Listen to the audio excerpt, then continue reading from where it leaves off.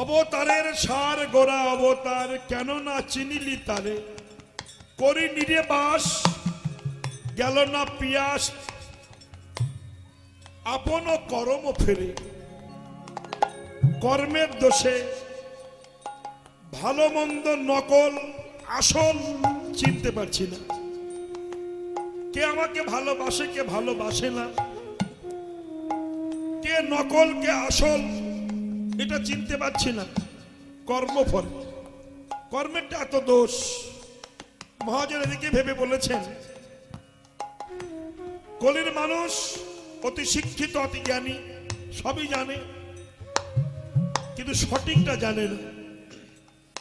মিথ্যাকে সত্য করে মানে, আর সত্যকে মিথ্যা ভেবে এরা ভুল পথে ধাবিত হয়। রাধে রাধে। কেননা গৌরাঙ্গ মহাপ্রভুর মহাজন বলেছেন, গৌরাঙ্গের দুটি পদ যার ধন সম্পদ, সে জানে ভকতি রসসার। গৌরাঙ্গের মধুর লীলা যার কর্ণে প্রবেশিলা, হৃদয় নির্মল ভেল তার।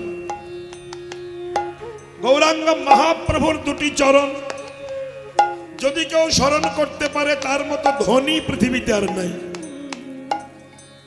এবং যদি কারোর হৃদয়ে কালিমা পড়ে থাকে, অহংকারের কালিমা, অজ্ঞানতার কালিমা, তাহলে গৌরাঙ্গের নাম করো। করলে কি হবে? চেত দর্পণ মার্জনম ভব মহা তবাগ্নি নির্বাপনম শ্রবকৈরব চম্রিকা বিতারণম বিদ্যাবধু জীবনম আনন্দম বুদ্ধিবর্ধনং প্রতিপদং পূর্ণমৃতসাদনম সর্ব আত্মস্নপনং পরাং বিজয়তে শ্রীকৃষ্ণ সংকীর্তন।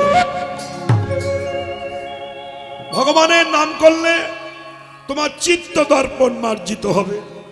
আমরা সেটা করি না, যাতে আরো চিত্তটা কালিমায় পরিপূর্ণ হয়ে যায়, সেটাই করি। মহাজন বলছেন, কণ্টকের তরু সদাই সেবিলি অমৃত ফলের আসে। সংসারের মধ্যে আমরা ডুবে আছি কেন? সংসারে ভালো মন্দ পাবো, কিন্তু না, সংসারটা ভালো। সংসার হচ্ছে কাশ্মীরের মতো।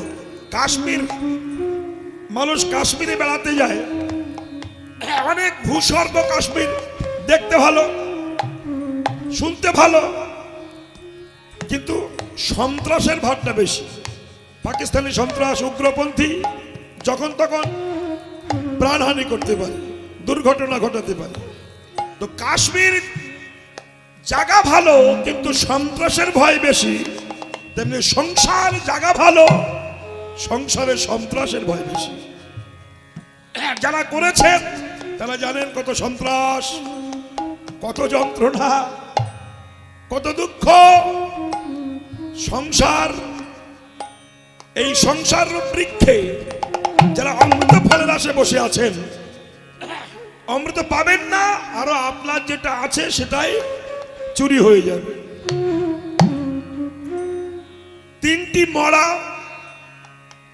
শ্মশানে পড়ে আছে, কুকুর দুটো খেয়েছে, মাথা খাচ্ছে, মাথা চেটে চেটে খাচ্ছে, আর একটা মাথা চেটে খাচ্ছে না। শিয়াল যে কুকুরকে বলছে, কুকুর ভাই দুখানা মাথা খেলে আর একটা মাথা খেলে না? বলে ওর বিয়ে হয়ে গেছে। বিয়ে হয়ে গেছে বলে সংসারে মানুষ যা চেটে খেয়েছে ওটা কিছু রাখিনি, আমি খাবো কি? কি সংসারটা ঠিক তেমনি। সংসার যদি কারো চেটে ছেড়ে দেয়, সেখানে কুকুর পর্যন্ত হার খেয়ে যায়। তদ্রূপ বলছেন মহাজন, কণ্টকের তরু সদাই সেবিলি অমৃত ফলের আসে, কিন্তু প্রেম কল্প তরু গৌরাঙ্গ সুন্দর তাহারে ভাবিলি বিষে। আমরা গৌরাঙ্গকে বিষ ভেবেছি, সাধুগুরু বৈষ্ণবকে বিষ ভেবেছি, কিন্তু প্রকৃতপক্ষে যে আমার আপন, যে আমার প্রিয়জন, আমরা তাকে চিনতে শিখিনি। এটা কর্মের ফল। মহাজন বলছেন, সুন্দর ভাষা দিয়েছেন, আমরা ভালো ফুল পেলে নাকে ধরি কেন? সুন্দর গন্ধ পাবো, কিন্তু বুঝি না ফুলের মধ্যে অজস্র কীট পোকা থাকে। নাকে তো ধরলাম, ফুলের মধ্যে কত পোকা আমার নিঃশ্বাসের দ্বারা ভিতরে প্রবেশ করলো করে রোগের বাসা সৃষ্টি হলো। সারাটা জীবন ওই রোগকে ভোগ করতে হবে। তাহলে সৌরভের আসে পলাশ সুখিনু নাসাই পশিল কীট। নাসা মানে নাক, কীট মানে পোকা প্রবেশ করেছে। তেমনি সংসার, আত্মীয় স্বজন প্রিয়জন, জামাই মেয়ে নাতি পুতি দেখতে ভালো ফুলের মতো, শুকতে গিয়েছিলাম ভালো ঘ্রাণ পাবো, এদের কাছে ভালো আশা করেছিলাম। নাকে ধরলাম যখন, এদের মধ্যে যে অহংকার কামনা বাসনার যে পোকাগুলো ছিল আমার মধ্যে ঢুকে সারাটা জীবন আমাকে তিলে তিলে জ্বালিয়ে খাচ্ছে। রাধে রাধে। মহাজনের ব্যাখ্যা, পদের ব্যাখ্যা তো পদের কথা। তাহলে সৌরভের আসে পলাশ শুকিলি নাসাই পঠিল কীট। ইক্ষ দণ্ড বলি কাঠ চুষিলি কেমনে লাগিবে মিঠ। লেহারি বাবা বলি হারি। আগ ভেবে যদি কাঠকে চষো, শুকনো কাঠ তুমি আগ ভেবে চুষে যাচ্ছ কিন্তু মিষ্টি পাবে না, এত কাঠ। তাই ইক্ষ দণ্ড বলি কাঠ চুষিলি কেমনে লাগিব মিঠ। সংসারের প্রত্যেকটা মানুষ, সংসার এগুলো হলো কাঠের মতো, কিন্তু আমরা আগ ভেবে চুষে যাচ্ছি, মিষ্টি পেলাম না, শুধু ক্ষত বিক্ষত হলো। মহাজন আবার বলেছেন, হার বলিয়া গলায় পড়িলি, হার বলিয়া গলাতে পড়িলি, হার বলিয়া গলাতে পড়িল, সমন কিঙ্কর সমন কিঙ্কর হার বলিয়া গলাতে পড়িল, সমন কিঙ্কর সমন কিঙ্কর শীতল বলিয়া মনরে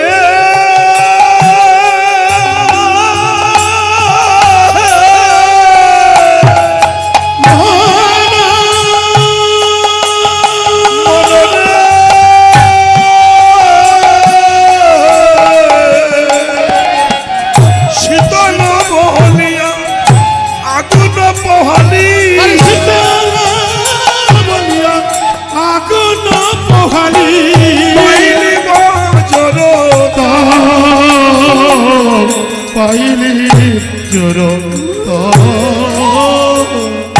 সংসার ভজিলি কোরা না ভজিয়া, সারে ভজলি ওরা না ভজিয়া, না শুনিলি সাধুর কথা, মিলি সাধুর কথা, ইহ পরকাল দুকাল খোয়ালি, ওরে মনরে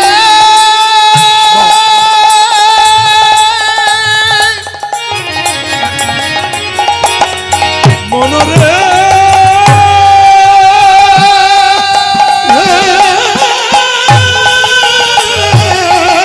ওরে মনরে ইহ পরকাল দুকাল খোয়ালি, ওরে খাইলি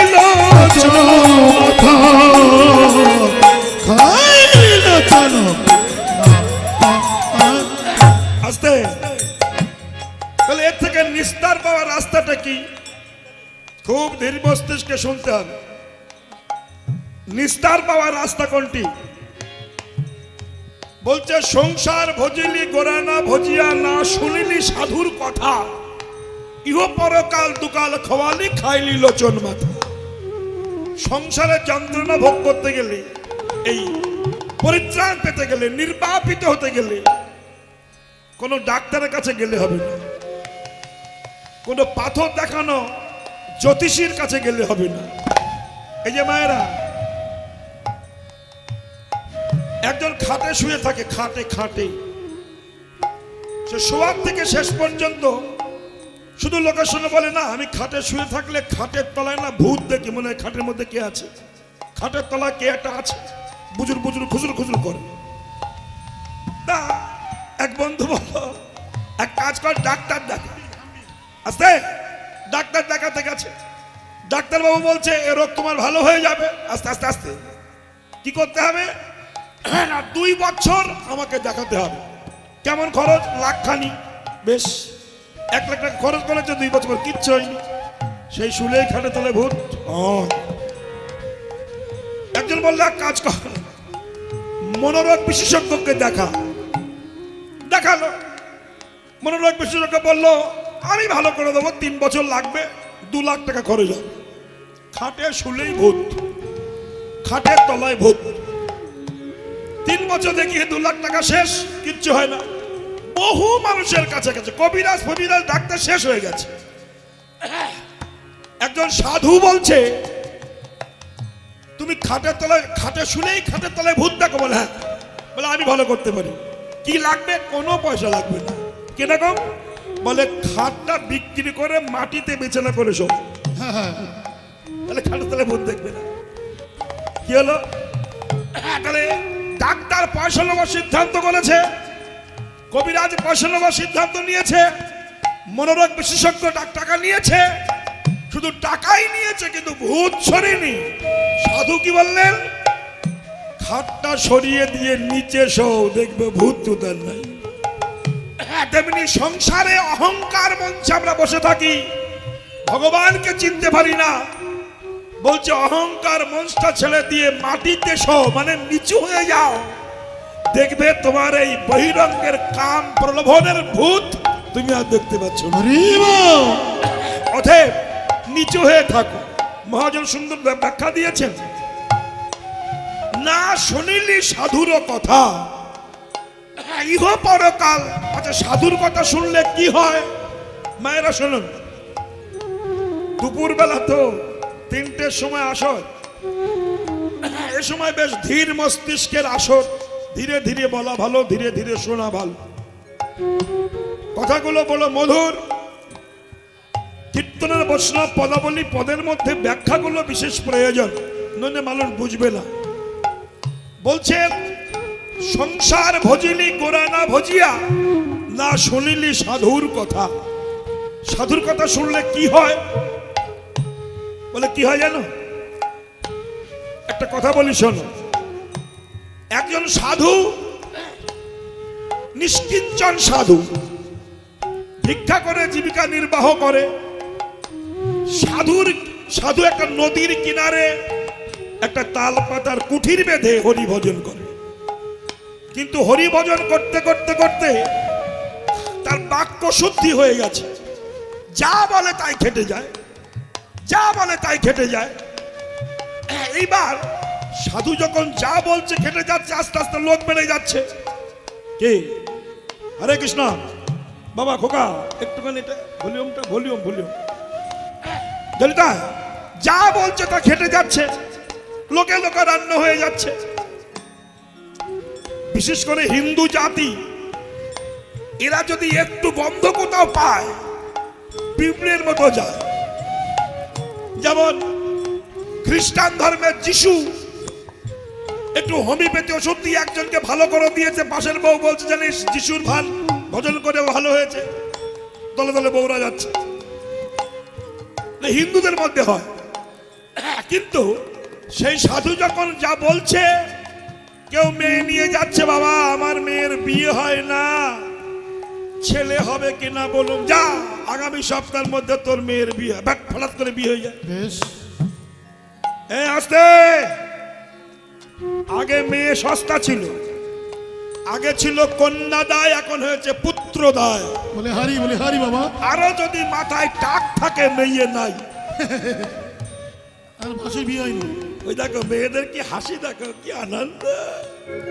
ওরা ভাবছে আমরা জিতে গেছি। কি হবে? মেয়ের কি অভাব আছে? আগে ছিল পুত্র দায় না কন্যা দায়, এখন হয়েছে পুত্র দায়। তো বিয়ে হয়ে যাবে, যাও ব্যাস বিয়ে হয়ে যায়। যদি বলে বাবা পেটের ব্যথায় খেতে পারি না, যা ভালো হয়ে যাবে, ভালো হয়ে যায়। এই যখন আরম্ভ হলো ভাই, লাখে লাখে লোক যায়, সাধুর আর ভজন হয় না। এই কথা শুনেছে এক চোর, বেশ পাকা চোর। চোর ভাবছে সাধু যা বলে তা যদি খেটে যায়, আমি একটু সাধুর কাছে যাব। সাধুর কাছে যে আমার চৌরবৃত্তিটা পাকিয়ে নেবো, যাতে আমার সুবিধা হয়। মানে যে প্রকৃতির মানুষ শেষে সন্ধান খুঁজে বেড়ায়। সবাই যখন চলে গেছে, সন্ধ্যাবেলা সাধু তাল পাতার কুঠিরে ভগবানের আরতি করবেন। আরতি ধূপ জ্বালিয়েছেন, প্রদীপ জ্বালিয়েছেন। এমন সময় চোর ওই ঘরের ধার দিয়ে ঘুরঘুর ঘুরঘুর করছে। তার ছায়া দেখতে পেয়ে সাধু বলছে, কে কে? আমি চোর। ওই চোর কেন? তুমি কেন? বলছে, ভয় পেও না, আমি তোমাকে চুরি করবো না, আমি তোমার কাছে দীক্ষা নেব। তুমি চোর, দীক্ষা নেবে কেন? দীক্ষা নেবো কারণ আছে। কি কারণ? না, তুমি যাকে যা বলছো তা খেটে যাচ্ছে। তুমি আমায় দীক্ষা দাও, দিয়ে বলো আমি দিনে হোক, রাত্রি হোক, রাজবাড়ি হোক আর ভিখারি বাড়ি হোক, যখন যে সময় চুরি করব আমি যেন ধরা না পড়ি। বেশ। এই চোর, হ্যালো হ্যালো খোকা, একটু ভলিউমটা বলে বাবা। আরে কি বলে? রিভাব রিভাব রিভাব রিভাব। হরে কৃষ্ণ। হ্যালো হ্যালো, জলটা তাই কেন? ব্যস্তায় হয়েছে। সাধু বলছে, তুই চোর, চুরি করবি, চুরিও করবি, আবার ধরা পড়বি না, তা কি হয়? কত নেতা মন্ত্রী চুরি করে ধরা পড়ে যাচ্ছে, আর তুই পারবি না, তা হয়? ভুল বলছি নাকি? চুরি করে আমি নেতা, আমি বড় পণ্ডিত, কিন্তু আমারও শালা জেলখানায় ঢুকতে হচ্ছে। তুই চোর, ধরা পড়বে না, হয় নাকি? তাহলে আমি এই মরে যাবো, আমি দেহত্যাগ করবো, এই নদীতে ঝাঁপ দিয়ে মরবো। চোর বলছে, আর মরলে পুলিশ আসবে না, সকালবেলা এসে আপনাকে খুনি বলে ধরে নিয়ে যাবে। এই মরলাম, ভয় দেখাচ্ছে। তো যেই বলছে এই মরলাম, সাধু বলছে, বিপদে পড়েছে, এত ভক্ত জীবনে সিরিয়াস মাল তো আমার কাছে কোনোদিন আসেনি। কে রে ভাই? বললে দীক্ষা তো নিতেই হবে না। দীক্ষা আমি নেব, কিন্তু আমার আশীর্বাদ করতে হবে আমি যেন চুরি করতে যে ধরা না পড়ি। সাধু যারা হয় তারা কিন্তু অজ্ঞানী নয়। আস্তে তিলক মালা পরে, মালা তিলক একটু পরে দেবেন। জলিদা তাহলে কি বলছেন? আমরা গলায় মালা তিলক দিয়ে মালা জপ করে খায়, অনেকে মনে করে যে এরা মূর্খ অজ্ঞানী, বোঝে না। ভুল। সাধুরা যা বোঝে আপনারা তা কিচ্ছু বোঝেন না।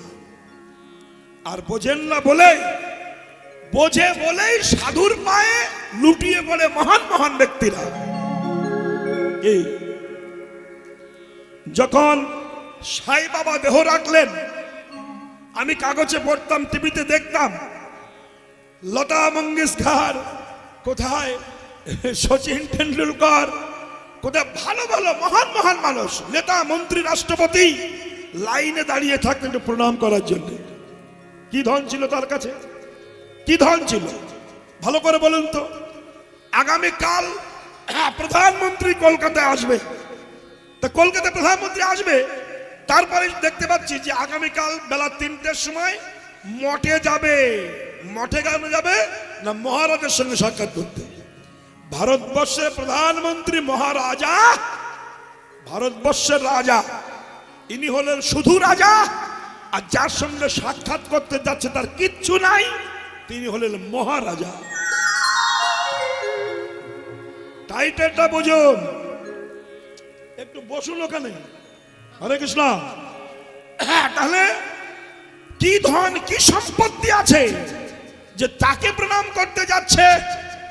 মীরাবাইয়ের গান শুনেছিলেন সম্রাট আকবর, কতগুলো শুনবেন, চুরি করে গোপনে, মুসলমান তো তাকে গান শোনাবেন না, তাই ভিখারি বেশ ধারণ করে মীরাবাইয়ের গান শুনেছিলেন। আস্তে হরে কৃষ্ণ। এই সম্রাট আকবর তিনি গান শুনেছিলেন, হরি কথা শুনেছিলেন। আবার আস্তে আস্তে সনাতন মিশ্র, সনাতন গোস্বামী, তিনি পরশ পাথরকে ফেলে দিয়েছিলেন জলে, পরশ পাতল ছোঁয়ালে লোহা সোনা হয়ে যায়। সম্রাট আকবর বললেন, কি এত পরশমণি পাথর পেয়েছে, কি মণি পেয়েছে যে এমন মণি পেয়ে মুনি মণিরে মানে না ফেলে দিয়েছে। গঙ্গায় এসে ডুবুরি নামিয়ে সম্রাট আকবর সেই পরশ পাথর তুলে যখন লোহাতে ছোঁয়ালো, তৎক্ষণাৎ লোহা সোনা হয়ে গেল। সম্রাট আকবর ভাবলেন যে এই গোসাই কি না জানি মনে পেয়েছে, কি পেয়েছে যে মণিকে ফেলে দিয়েছে। তাই তাকে বললেন সম্রাট আকবর যে আপনার ত্যাগ দেখে আমি মুগ্ধ হয়েছি, বলুন আপনি কি চান আমার কাছে। সনাতন গোস্বামীপাদ বলেছিলেন, তোমার অহংকার হয়েছে। বলতে, সম্রাট যদি কিছু দিতে চান, গঙ্গায় ঘাটে বহু ভক্ত স্নান করে, ওই ঘাটে ইটগুলো ভেঙে গিয়েছে, ওই ঘাটটা একটু মেরামত করে দেন। সম্রাট আকবর দেখতে গিয়েছিল ঘাটটা কেমন, যে মাথায় হাত, মাথায় বজ্র পড়েছে। কি দেখছেন? অলৌকিক অবস্থায় দেখতে পাচ্ছেন সেই ঘাটে যত ইট, ইটগুলো সব লোহা নয়, সব মাটির নয়, সব সোনার ইট, স্বর্ণ ইট দেখতে পাচ্ছি। সম্রাট আকবর চরণে প্রণাম করে বলছে, আপনি যা চেয়েছেন আমার সারা বিশ্ব বিক্রি করলেও ওই ঘাট আমি ভালো করতে পারবো না। বাবা, তখন সম্রাটের কথা শুনে সনাতন গোস্বামীপাদ বলেছিলেন, হ্যাঁ দেখুন, এই জগতে যারা কৃষ্ণ চরণ আশ্রয় করেছে তারা হলো মহারাজা, আপনি হলেন শুধু রাজা। তাই শুধু রাজা হয়ে মহারাজাকে কিছু দিতে আসবেন না। কেন? যে ধনে হইয়া ধনী মনিরে না মানে মুনি। কি ধন পেয়েছে যে মণি পর্যন্ত ফেলে দিয়েছে মুনি। তখন সম্রাট আকবর বলেছিলেন যে আপনি আমার মস্তকে হস্তার্পণ করে আশীর্বাদ করুন, যে ধনে আপনি ধনী হয়েছেন ওই ধনে যেন আমি ধনী হতে পারি। সম্রাট আকবর তাহলে মহাজন কি অপূর্ব কথা দেখুন। তাহলে মহারাজের চরণে প্রণাম করতে যান প্রধানমন্ত্রী, কি ধন আছে? সেই সাধু বললে, তুই চুরিও করবি, ধরাও পড়বি না, তা তো হয় না। না তাহলে আমি এই বললাম, আহা মরিস না, তবে আমার একটা কথা তো দিতে হবে। আমি তোকে দীক্ষা দেবো, তুই ধরাও পড়বি না, তবে একটা কথা আমাকে দিতে হবে। কি না? কথা দে জীবনে কোনোদিন মিথ্যা কথা বলবি না। দেখেছেন, গুণী জ্ঞানী মানির যারা প্রকৃত বৈষ্ণব, যারা ঈশ্বর তত্ত্বকে সাধনা করতে শিখেছে, তারা কোন মার্গে বসবাস করে ভাবছেন? দেখো দেখো, সময় নেই, সুযোগ নেই, বড় বৌমা চলো। তাহলে বিষয়টি কেমন? মহাজনস্য গতস্য পন্থা। তাহলে বিষয়টি কেমন মায়েরা? যেই না বলেছেন আর কেন? আহা, আস্তে আস্তে আস্তে আস্তে। তো বলো, তুমি জীবনে মিথ্যা কথা বলবে না? চোর একটু চমকে উঠলেন, চুরিও করবো আবার মিথ্যা বলবো না, তা তো হয় না। হ্যাঁ হ্যাঁ হয়েছে, কি ব্যাপার? সে বুঝে নিলেন যে আমাকে যে আশীর্বাদ করে ধরা পড়বো না, তা ধরাই যদি না পড়ি মিথ্যা বলে অসুবিধাই নাই। বেশ বেশ, কথা দিলাম আমি মিথ্যা বলবো না। ব্যাস, তাহলে সাধু আশীর্বাদ করলেন, তোমাকে আশীর্বাদ করলাম, তুমি জীবনে আর ধরা পড়বে না। বেশ, কে বাবা? এইবার চোর যদি আশীর্বাদ পেয়ে যায়, ধরা পড়বি না চুরি করলেও, তার ভোল্টেজ কত বেড়ে যায় বলুন। আমাদের দেশের নেতা মন্ত্রী যদি চুরি করে, আর সেখানে যদি প্রধানমন্ত্রী মুখ্যমন্ত্রী হাত থাকে যে তুই চুরি কর, অসুবিধা নাই, তাহলে সে মাল কি চুরি করবে?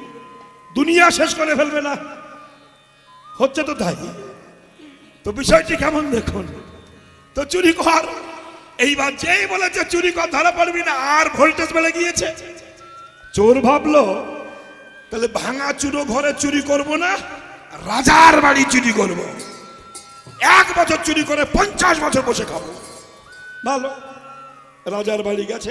আসতে, এই বাবা বাচ্চা ঠিক করো, বাচ্চাগুলো ঠিক করো, কথা বলো না। অতগুলো 4টে বাচ্চা তুই পেলে কোথায়?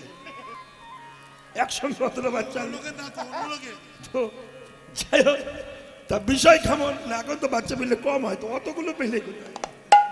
তো বিষয়টি কেমন, মহাজনস্য গতস্য পন্থা বিচার করেছে, খুব কথা। হ্যাঁ, যেই বললো রাজবাড়ি চুরি করবো, রাজা বাড়ি চুরি করে ভালো মাল পাবো, আর গেছে চুরি করতে অমাবস্যা রাত। নিজম রাতে রাজবাড়ি চুরি করতে গেছে, কেন ধরা পড়বে না, টেনশন নাই। আস্তে আস্তে পাঁচিলের মাথায় উঠেছে, ঘুটঘুটি অন্ধকার, দেখতে পাচ্ছে না নিচে কিছু। আর যেই রাজবাড়ির ভিতরে লাফ মেরে পড়েছে, শালা পড়বি না পড়বি একজনের ঘাড়ের পরে দিয়ে স্টার্টিং পিরিয়ডে ধরা পড়ে গেছে। যার ঘাড়ের উপর পড়েছে সে বলছে কে? এখন ওই চোরের হঠাৎ মনে পড়েছে, আমি গুরুদেবকে কথা দিয়েছি মিথ্যা বলবো না, বলছে আমি চোর। এই, চুপ! আস্তে আস্তে যার ঘাড়ের উপর পড়েছে সে বলছে তুমি কে? বলে আমি চোর। এ বলছে তুমি কে? বলছে আমি তো চোর। বাস, টেনশনই নাই, ফ্রি মাইন্ডে চুরি করো। দুই চোর এক জায়গায় হয়ে গেছে। এখন যেই দুই চোর এক জায়গায় হয়ে গেল, তো বড় চোর আর ছোট, মানে ছোট চোর, ছোট চোরকে বলেন তো যে গুরুদেবের কাছে দীক্ষা নিয়ে, ছোট চোর। আর যার ঘাড়ের উপরে পড়েছে সে হচ্ছে বড় চোর। খেয়াল করো, এই বড় চোর ছোট চোরকে বলছে ভাই আমি তো সারা জীবন এই রাজবাড়ি চুরি করি, তুমি তো প্রথম এলে, চেনো শোনো না, আমি তোমাকে চাবি দিচ্ছি, ওই ঘরের দরজা খুলে ওখানে দেখবে সিন্দুক আছে, সিন্দুকটা খুলে দেখবে হীরের টুপলি আছে, টুপলা, ওগুলো নিয়ে আসে, যাও। ও চাবি নিয়ে গেছে, পাকা চোর মানে বড় চোর দাঁড়িয়ে আছে, কাঁচা চোর গেছে, খুলে দেখে হ্যাঁ সিন্দুকের মধ্যে তিনখানা টুপলা আছে, তিনটে হিরে বাঁধা, দুখানা নিয়েছে, একটা নেইনি, দুটি নিয়ে এসেছে পাকা চোরের কাছে। পাকা চোর বললো এনেছো? বলে হ্যাঁ। কটা ছিল? তিনটি। দুটো আনলে কেন? বলে বুঝলে না, তিনটে নিলে ভাগাভাগির সময় রাগারাগি হবে না, ওই জন্য একটা রেখে এসেছি। বাহ, বেশ, তুমি একটা নাও, আমাকে একটা দাও, চলে যাও।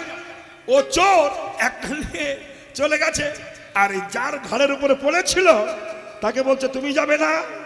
বলে না তুমি যাও। ও চলে গেল, বাড়ি এসে নাক ডেকে ঘুমাচ্ছে, তো টেনশন নাই, ধরা পড়বে না, গুরুর আশীর্বাদ আছে। কে? আশীর্বাদ আছে, ঘুমাচ্ছে। সকালবেলা রাজা মশাই উঠে বলল ঘরে চুরি হয়ে গেছে। কোথায় আছিস? এখন ওই যে নাক ডাকিয়ে ঘুমাচ্ছে যে চোর আশীর্বাদ দিয়েছে, ওর নাম হচ্ছে ন্যাপলা চোর। বেশ এখন ন্যাপলার নাম ছিল চোর ন্যাপলা। রাজা বললো ন্যাপলাই চুরি করেছে, যা। এইবার প্রহরীরা এসে ন্যাপলাকে ধরেছে। ন্যাপলা ভাবছে গুরুদেব বললো ধরা পড়বো না, তো স্ট্যান্ডিং পিরিয়ডেই ধরা পড়ে গেলাম, দেখি যাই। কিন্তু চোরেরও ধর্ম আছে। কি আমরা বলি চোরের ধর্ম নাই? মাজায় দড়ি বেঁধে নিয়ে গেছে।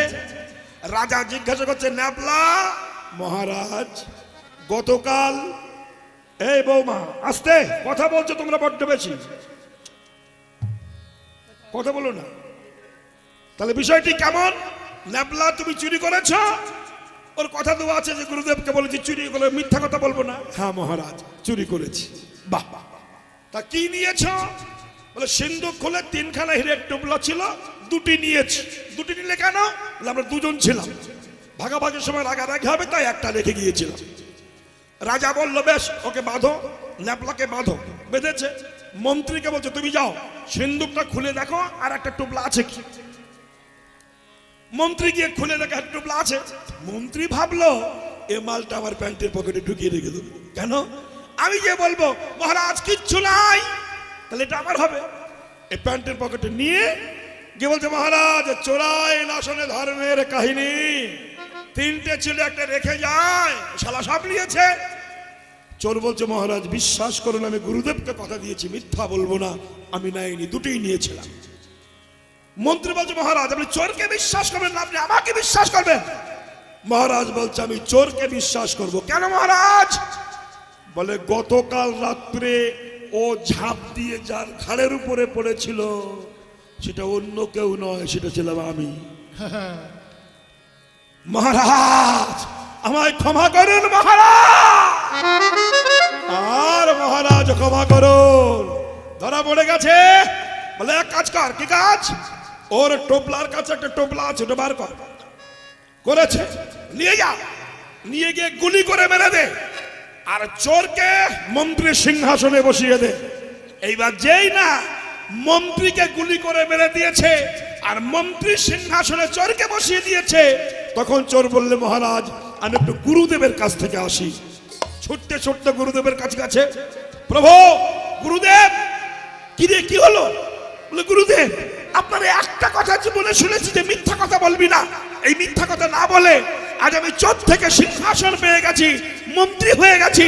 একটা কথা শুনে যদি আমি চোর থেকে মন্ত্রী হই আর সারা জীবন যদি আপনার কাছে বসে অনেক কথা শুনতে পারি, আমি গোবিন্দের চরণ পেয়ে যাব। তাই গৌর হরি বল বলে আমি আর কিছু করতে চাই না। আমি জাগতিক জগতের মন্ত্রী হতে চাই না। যে কদিন বেঁচে থাকবো আপনার চরণ তলে বসে কৃষ্ণ কথা শুনবো। তাহলে সাধুর কথা শুনলে কি হয়? অমানুষ মানুষ হয়ে যায়। প্রমাণ এগুলো।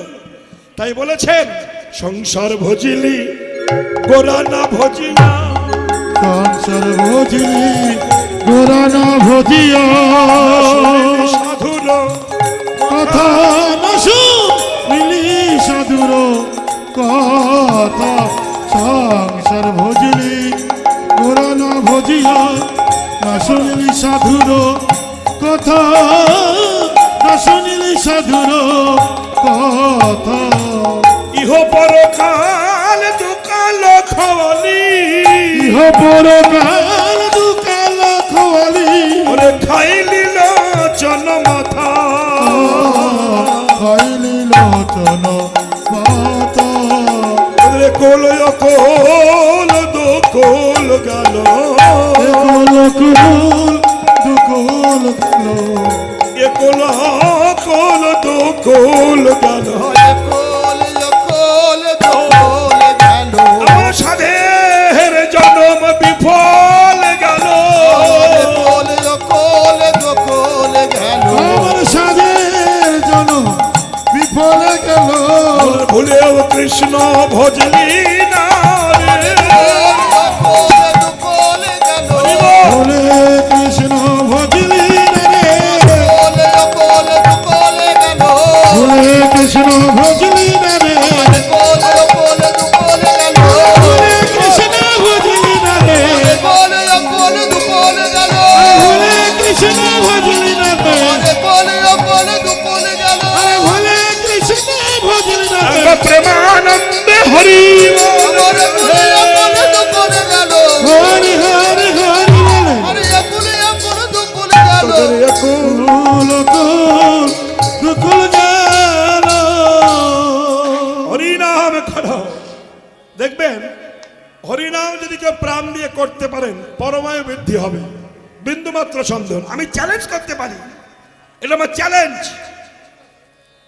যদি আপনি যে কদিন যা গেছে তা গেছে ভাই, যা আছে সামলাও তাই। আপনি যদি আজ থেকে বেঁচে থাকা শেষ পর্যন্ত নিরামিষ খেতে পারেন, যদি 40 বছর বাঁচেন, নিরামিষ খেলে আরো 10 বছর পরমায়ু বেড়ে যাবে। লিখে রাখুন, করুন। 10 বছর পরমায়ু বাড়বে। কেন?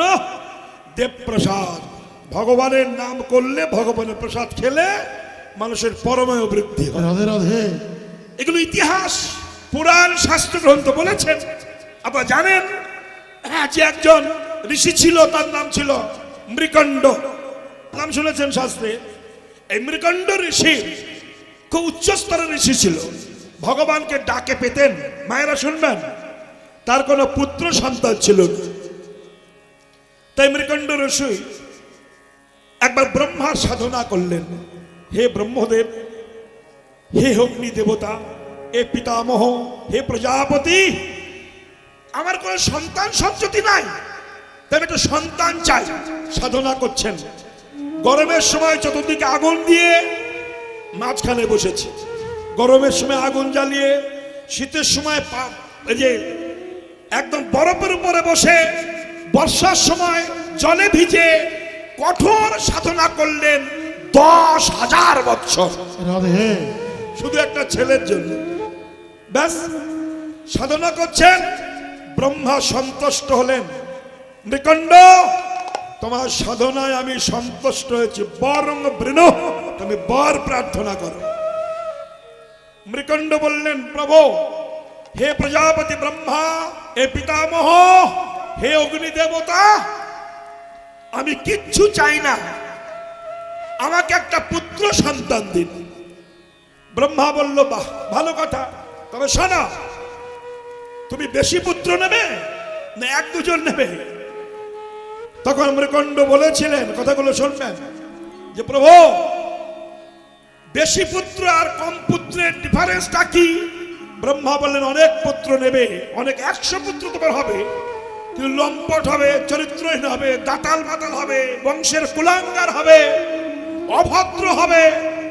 আর একটা পুত্র যদি নাও, তাহলে সে ভদ্র হবে, কৃষ্ণ ভক্ত হবে, মানিকে মান দেবে, সম্মানী হবে। বলো তুমি কোনটা নেবে? এই যে মৃকণ্ড বলেছিলেন, প্রভু, আমি এমন সন্তান চাই যার কৃপায় আমার বংশ উদ্ধার হয়ে যায়, যেন বংশের কুলাঙ্গার না হয়। এমন সন্তান আমাকে দিন, সেই সন্তান যেন আমার মৃত্যুকালে আমার শয্যায় বসে আমার কানে নয়ন জলে ভেসে একটু হরি কথা দিতে পারে, আমি নাম শোনাতে পারি। প্রভু, আপনার চরণে নিবেদন, আমি কৃষ্ণ ভক্ত, সন্তান চাই। আমি কৃষ্ণ ভক্ত, সন্তান চাই গো। ওগো এই নিবেদন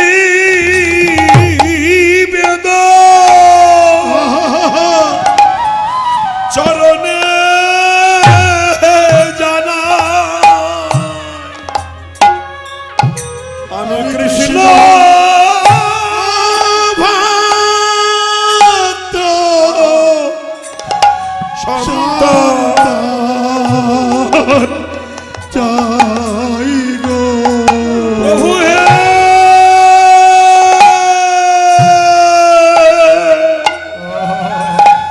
এই নিবেদন চরণে জানা, আমায় কৃষ্ণ তাই গৌর হরিবল হরিবল, আমায় কৃষ্ণ ভক্ত সন্তান দাও। চাই গো। আমি এই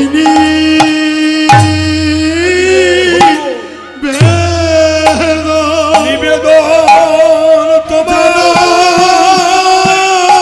জানাই, আমি কৃষ্ণ ভক্ত, আমি সন্তান চাই গো। আমি যেন অন্তিম কালে কৃষ্ণ নাম শুনতে পাই গো। আমি কৃষ্ণ